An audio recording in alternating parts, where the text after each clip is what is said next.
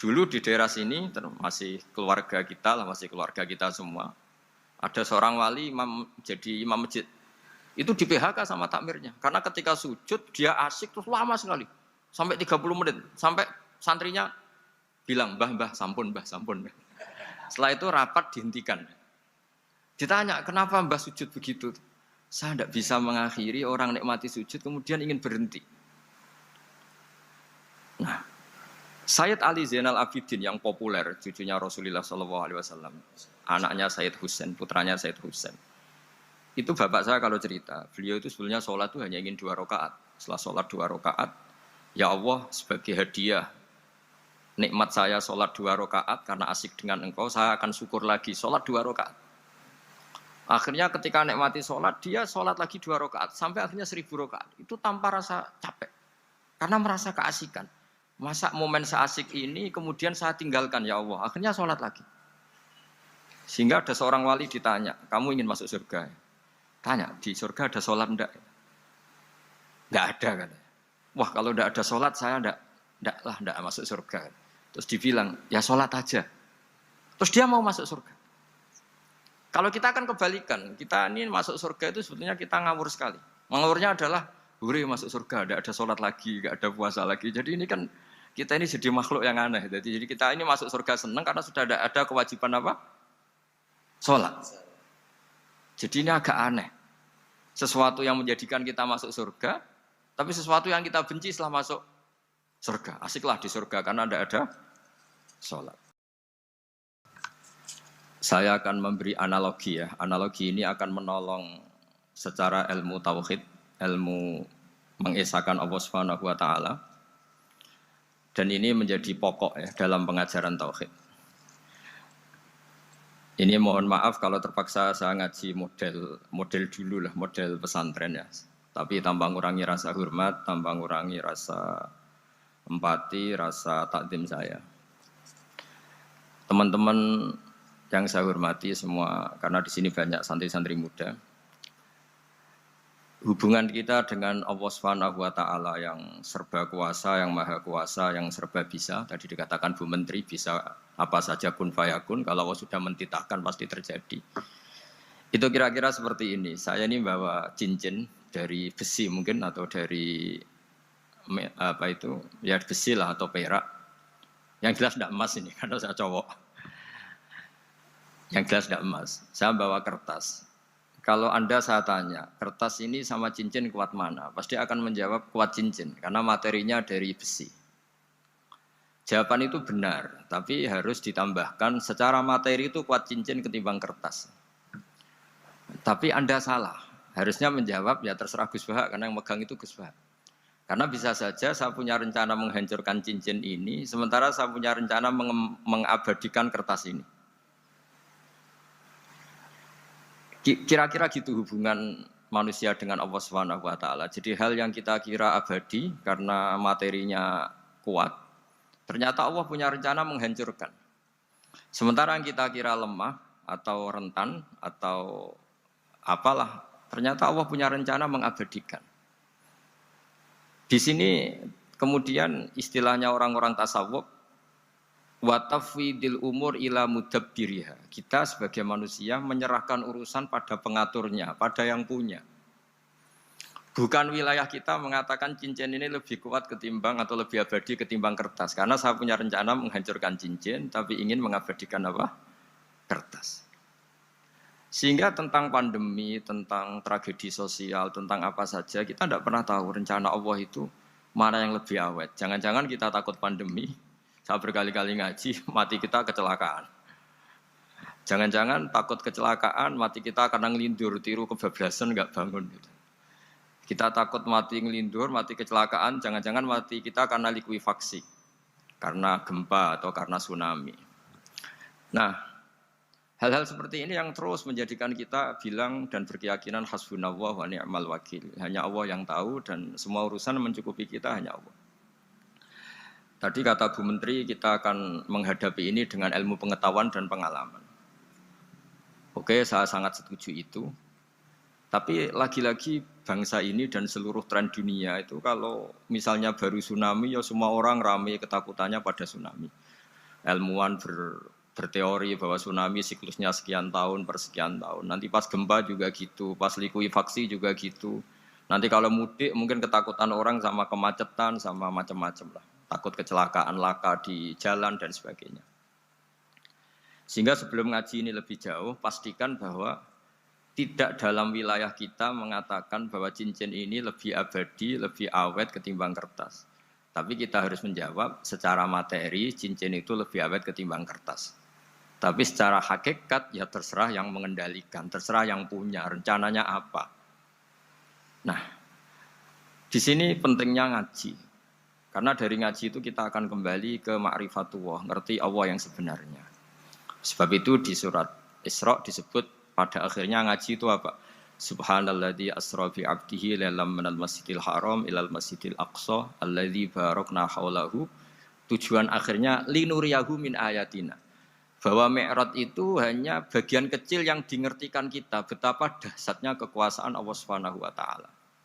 Betapa tidak terbatasnya kemampuan dan kebisaan dan kudrahnya Allah Subhanahu wa taala. Makanya masih dikatakan min ayatina, itu masih sebagian kecil dari ayat-ayatku kata Allah. Lalu dalam surat Kahfi diterangkan, ketika orang kagum dengan Ashabul Kahfi yang bisa tidur dalam keadaan hidup 309 tahun atau Masehinya 300 tahun, kalau Hijriahnya 309 tahun. Itu mungkin kalau kita ilmuwan, ahli baksil ya, atau ahli apalah, itu mungkin lebih kagum tentang nyamuk. Saya berkali-kali bilang, andaikan kita sepakar-pakarnya, terus disuruh bikin nyamuk itu, nggak usah bikin nyata hidup, bikin patungnya saja. Nyamuk itu sekecil itu, kemudian punya jantung, jantungnya punya urat, uratnya punya kuman, kumannya juga punya urat. Bayangkan saja sudah tidak bisa. Sehingga ketika orang tak kagum sama Ashabul Kahfi, kata Allah, am hasibta anna ashabal kahfi warraqimi kanu min ayatina ajaba. Apa kamu kagum tentang Ashabul Kahfi dan batu-batu yang dipahat di situ? Bukankah dalam kekuasaan kami ada yang selalu menakjubkan? Artinya, andaikan kita ilmuwan tentang embriologi, tentang hewan, tentang kuman, mungkin cerita tentang nyamuk itu lebih dahsyat ketimbang tidurnya Ashabul Kahfi yang 309 tahun. Karena kemampuan Allah menciptakan nyamuk yang kecil, sangat kecil, super kecil. Kemudian kecil itu ya punya jantung tentu lebih kecil lagi. Belum uratnya jantung itu, belum nyamuk juga di dalamnya menyimpan calon-calon keturunannya, kayak apa kecilnya lagi. Nah, di sini Allah mengingatkan kita, innallaha la yastahi ayyadriba mathalam ma ba'udatan fama fawqaha. Allah tidak pernah malu jika dalam menunjukkan kekuasaannya Allah memberi contoh seekor nyamuk. Karena nyamuk ini andaikan kita, tadi saya ulang lagi, andaikan kita ilmuwan yang nekuni itu, strukturnya bisa melihat, bisa nyari pasangan hidupnya, dan bisa hamil, bisa melahirkan, atau bisa menelur, dan sebagainya, dan sebagainya. Maka kita akan kagum sekagum-kagumnya, betapa kita di depan kekuasaan Allah Subhanahu wa taala tidak siapa-siapa, dan akhirnya kita ikrar seikrar-ikrarnya, asyhadu alla ilaha illallah, bahwa tidak ada kekuasaan selain kekuasaan Allah Subhanahu wa taala.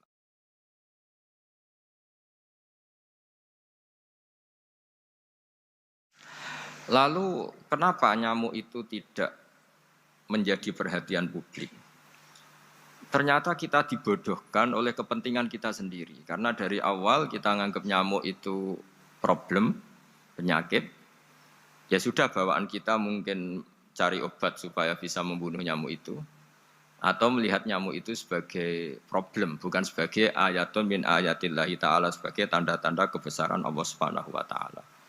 Sehingga akhirnya manusia itu butuh yang namanya mukjizat dahsyat yang mudah dilihat, mudah dirasakan. Akhirnya kita tahu dalam sejarah para nabi, Nabi Musa minta mukjizat Laut Merah dibelah sehingga bangsa Israel bisa lewat, bisa melewati kejaran Fir'aun dan sampai selamat dari kejaran Fir'aun. Nabi Soleh umatnya minta keajaiban yaitu onta keluar dari batu besar. Dan Nabi Soleh menuruti, akhirnya ada onta yang keluar dari batu besar. Begitu juga nabi-nabi sebelum itu atau setelah itu, selalu ada mukjizat yang memang manusia tidak mampu. Nah, kata tidak mampu ini yang semua umat para nabi tidak akan seunggul umat Nabi Muhammad SAW.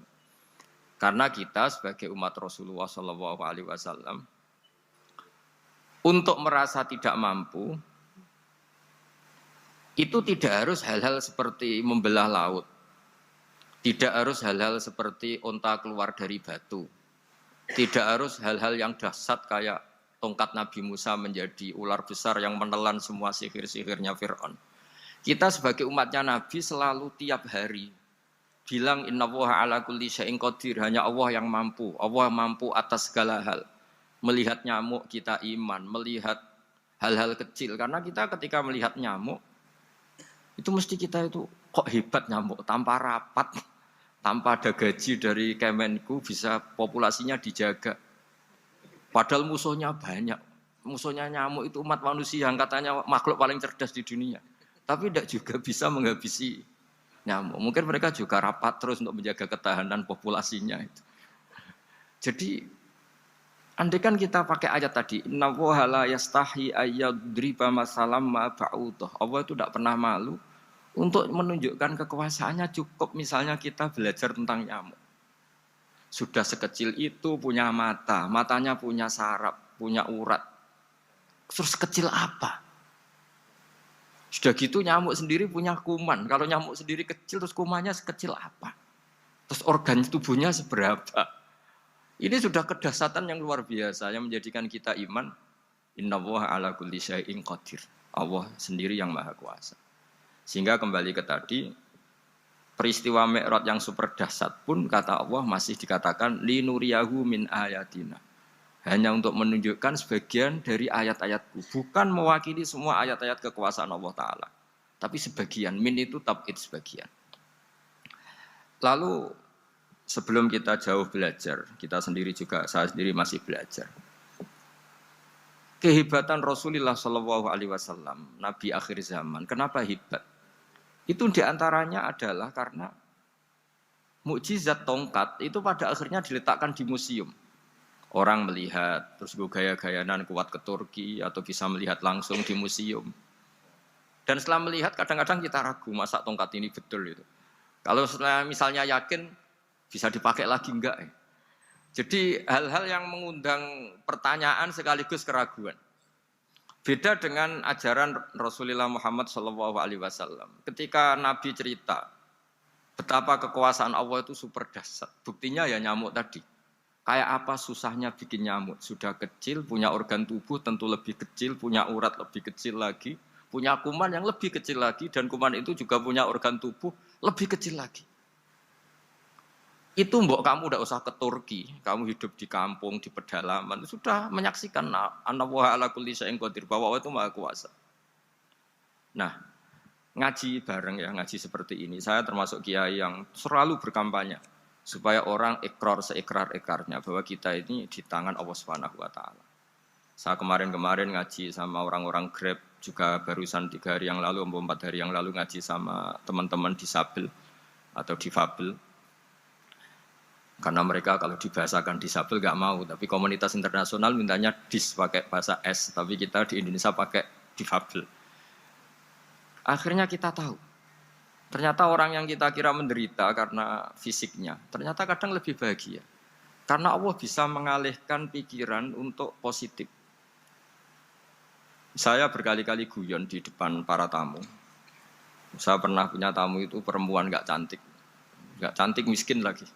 Itu nyata ini. Gus doakan supaya suami saya kaya. Terus saya bilang, memangnya kalau sudah kaya ngapain itu?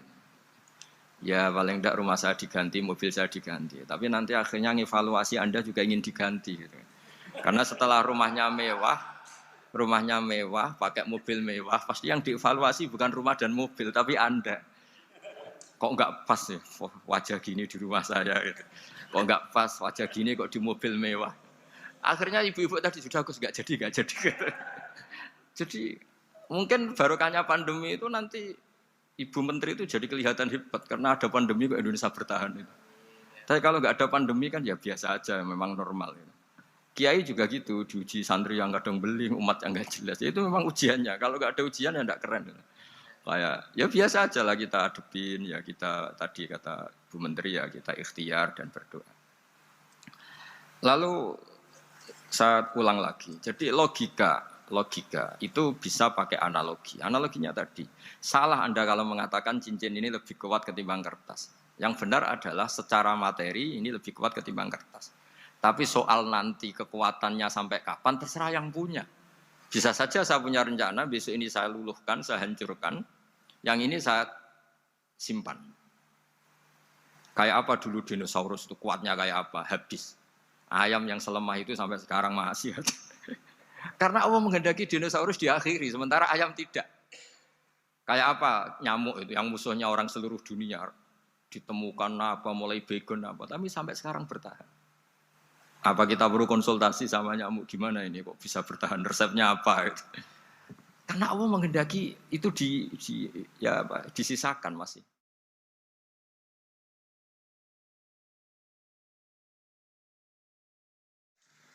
Nah, kemudian kenapa ada peristiwa Isra Mi'raj? Saya termasuk orang yang sering menulis tentang fikih sholat, tapi nulis saya untuk diri saya sendiri tak pakai ngaji. Tidak saya bukukan, memang saya sengaja karena ribet biasanya penerbit itu. Terus bicara royalti apa, kita kan mulai kecil dilatih ikhlas, jadi kalau komersial itu jadi bingung. Karena tidak biasa komersial, jadi kalau diajak komersial itu malah jadi bingung. Nabi ketika Mi'raj, ini yang jarang dikaji. Sebetulnya kalimat-kalimat dalam sholat, pertama Rasulullah Muhammad SAW ketemu Allah, itu Nabi maju. Maju ini Jibril sebenarnya mau ikut. Karena Nabi bilang, ya Jibril jangan tinggalkan saya sendiri. Terus kata malaikat Jibril, sudah makam saya sampai sini, kelas saya sampai sini aja. Tidak, kamu harus nemani saya. Ketika memaksa nemanin, beliau tidak kuat. Di beberapa rawat dijelaskan sampai beliau pingsan, sampai beliau tidak sadar. Akhirnya terus ada ayat wa ma minna illa lahu maqamu ma'lum. Kita punya kelas tertentu yang enggak levelnya sampai sana. Akhirnya Nabi masuk wilayah itu, area itu. Dan Nabi ngendikan at-tahiyatul mubarakatus sholawatut thayyibatul lillah. Kira-kira maknanya semua kehormatan, semua kebaikan, semua yang bersembah suci itu milik Allah Ta'ala. Lalu Allah menjawab, Assalamu alayka ayyuhan nabiyyu wa rahmatullahi wa barakatuh. Bahwa kamu Muhammad mendapat salam dari saya, mendapat semua kehormatan, semua keselamatan. Kemudian Nabi itu karena sebagai hamba yang tidak egois, tidak ingin kalau nikmat dirasakan sendiri, tidak ingin kalau sedang senang beliau sendiri yang merasakan, beliau ngendikan Assalamu alayna wa ala ibadillahi sholihin. Ya Allah tolong bahwa status selamat itu tidak hanya milik saya, tapi milik siapa saja yang soleh. Soleh itu ya sesuai kelas masing-masing. Setelah itu para malaikat melihat kebaikan Nabi yang seperti ini, melihat mentalnya atau keinginannya yang luar biasa untuk baik kepada semua orang, wa ala ibadillahi sholihin.